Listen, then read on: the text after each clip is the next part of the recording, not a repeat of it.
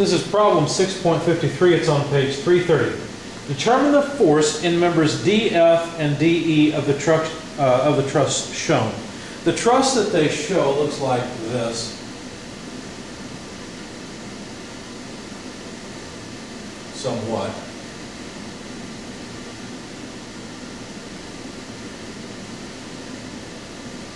With joints where I've drawn dots.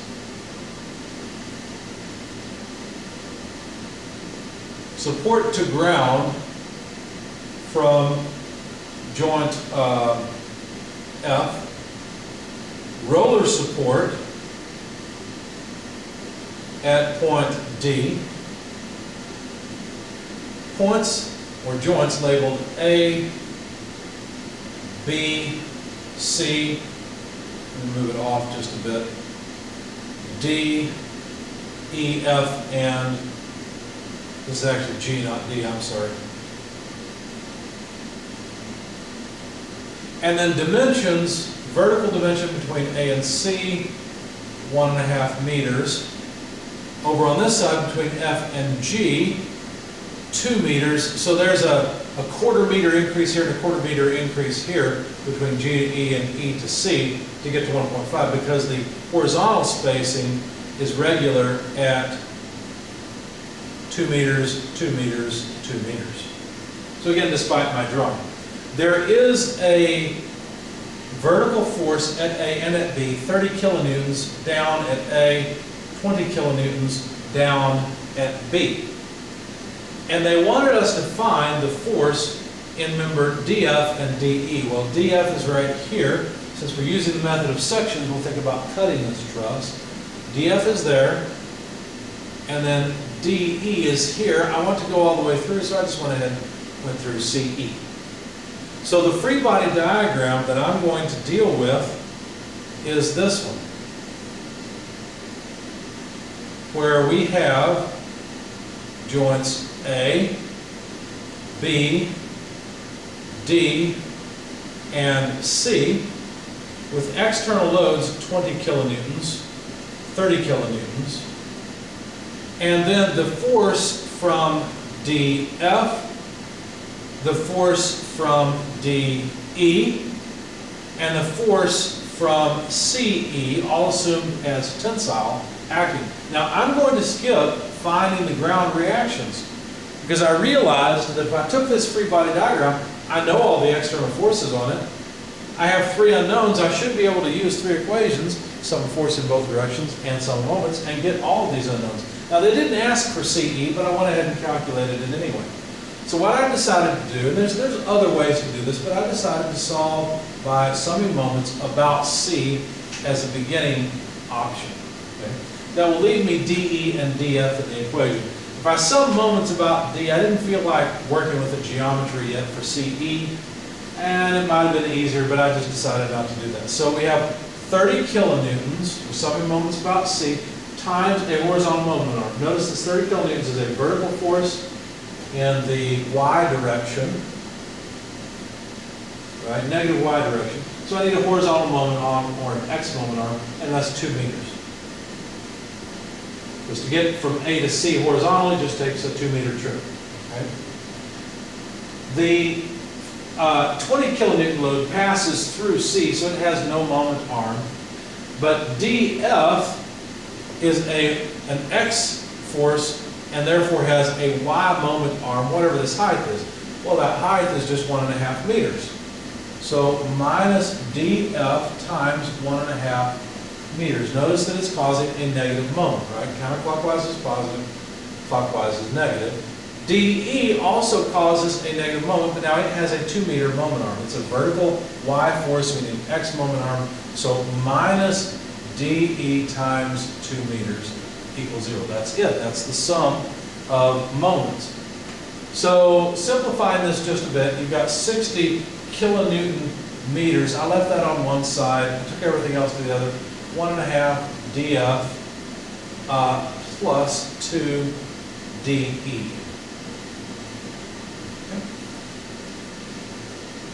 So I decided to go ahead and rearrange this and solve for DE, and I found that it is 30 minus 0.75 df, and I called this equation 1. So then I decided to sum forces in the horizontal direction. This is where I'll have to bite the bullet and figure out CE, but I want to kick that can down the road as far as possible. So df plus CEX. There we go, we just kicked the can. That's it. That sum is 0. Those are the only forces acting in the horizontal direction. So if I rearrange this, I can say that df, or actually not rearrange, I would say that df plus CE, let's go ahead and figure out that x component. Well, let's see, that means we need to draw this triangle where we've got CE here, point C there, point E there. We need to figure out the run, well that's 2 meters. We need to figure out the fall. You've got to be careful here. I made the mistake at first of thinking that the fall is a ½ meter, because 1½ from 2 is a half, but that's not the case. Notice the fall occurs over 2 segments. It is a ½ meter fall, but it's only a ¼ of a meter initially, okay? So, if we figure out the length of this geometry triangle side, 2 squared plus 0.25 squared square root, well that's the square root of 4.0625. It wasn't nice and rational, so I just left it that way. So the x component would be 2 over root 4.0625. Okay? And that sum is 0. I went ahead and rearranged it now and said, well then, CE is equal to negative df times root 4.0625 over 2. You see, all you do is you take this term to the other side, multiply by the inverse fraction, and you have it. I called this equation 2. And then I decided to sum forces in the vertical direction. Well, we got negative 30 minus 20 from the external applied loads, minus DE, is DEX downward, minus CEY equals 0. Those are all the forces that act in the vertical direction. I rearranged a bit and said 50, which is the sum of 30 plus 20 pulled to the other side, equals negative DE minus CE, and let's get the y component, well that's 1/4 over root 4.0625.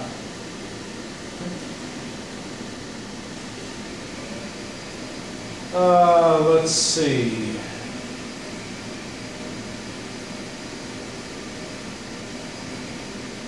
Yeah, there we go, lost my place for a moment. Now, notice that I've got DE and CE in this equation. So what I did is I applied equation 1 and equation 2 to get equation 3, if you like. 50 equals, well, let's see. Equation 1 allows me to write DE in terms of DF. Negative DE, well, DE is just 30 minus 0.75 DF. Okay, takes care of this term. Minus CE, but I don't want CE. CE can be represented in terms of DF from equation 2. So I need minus CE, and let's see, CE, we're going to lose our place. Let me pause on CE. Let me put the fraction out first.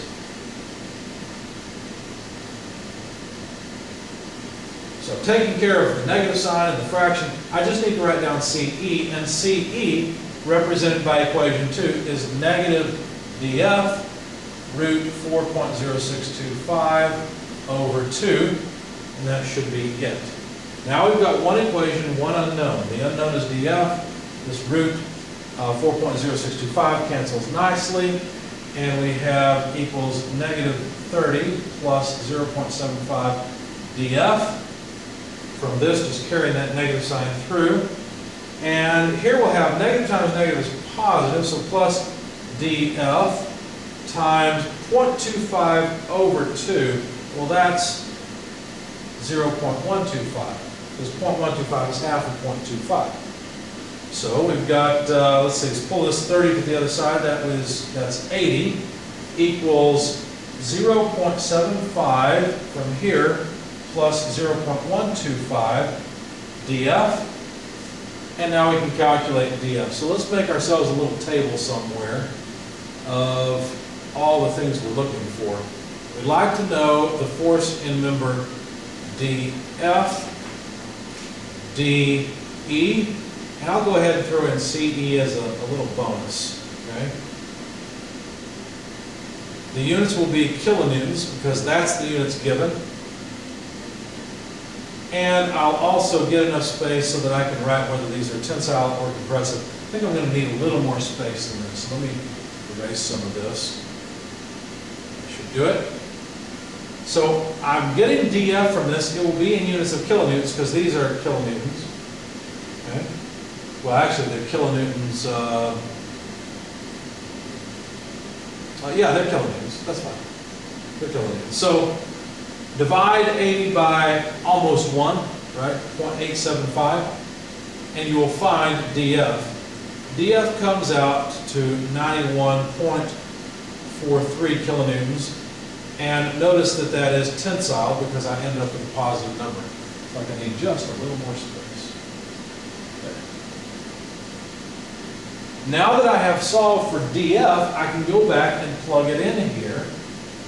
It's 91.43 and calculate CE. Notice CE will come out negative. So we've got to take negative 91.43 over 2 times root 4.0625. When you do that, you'll find out CE is negative. In fact, it's negative 92.14 kilonewtons. So that's compressive. I can get rid of the negative sign because the compressive, the C there, indicates that it is negative.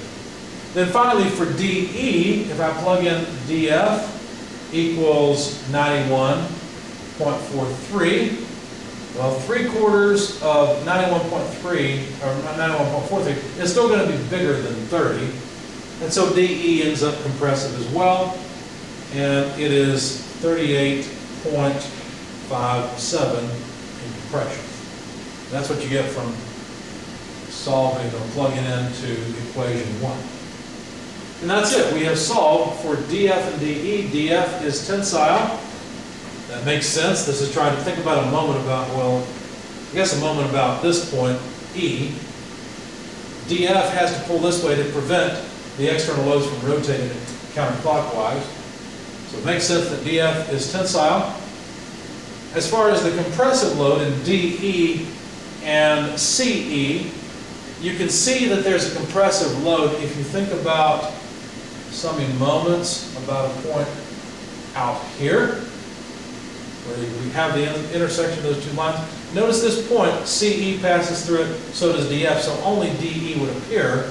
For some moments about this point, you see that we have to push up at DE so that these two don't cause a clockwise rotation, the two external loads. So it makes sense that DE is compressive. To figure out that CE is compressive, well, some moments about D. In that case, 30 and 20 are trying to rotate counterclockwise. CE has to push up this way to prevent. So CE is also compressive. Now we could have solved for the magnitude of those forces by summing moments about the points that I've indicated. In other words, we didn't really need to solve for the CE unknown. We could have simply summed moments about this point and calculated DE, just as we could have some moments about point E and calculated DF. But I chose to sum moments about point C, and to use the sum of forces in the horizontal vertical directions and then solve the math. You get the same result as long as you do the math right.